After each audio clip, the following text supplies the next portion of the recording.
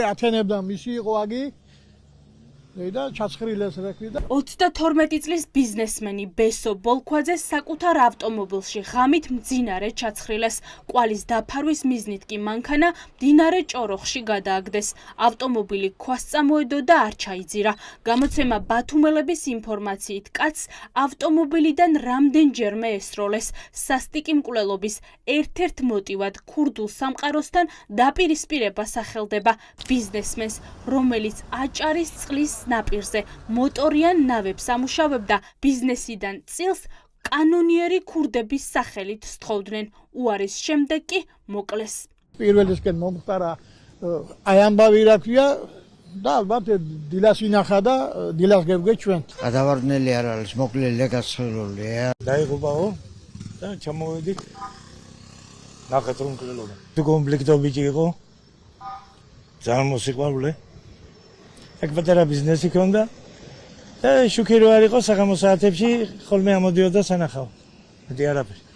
აი როდის მოხდა მკვლელობა? ეს სუხელის ეს უკვე ალბათ ექსპერტიზა დაადგენს მკვლელობის დროს. საჯარო რეესტრის მონაცემებით 32 წლის ბესო ბოლქვაძე მდინარე აჭარის წყლის სანაპიროზე ტერიტორიის მფლობელი იყო.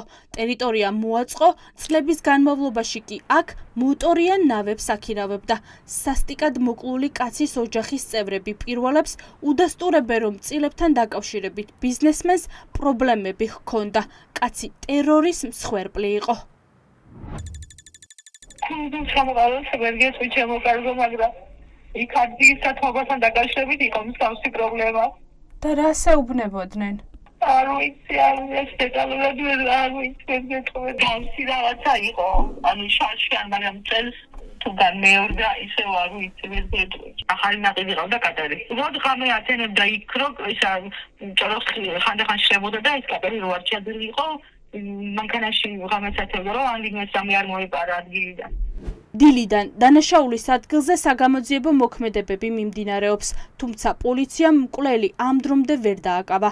ბათუმელების ინფორმაციით ბოლქვაძეს წილების დათმობის მოთხოვნით თვენახევრის წინ დაუკავშირდნენ. გამოცემის ინფორმაციით ცნობილია ეგრეთ წოდებული ქურდული სამყაროს იმ წევრების ვინაობაც, ვინც მოკლულს წილების დათმობის მოთხოვნით დაუკავშირდა.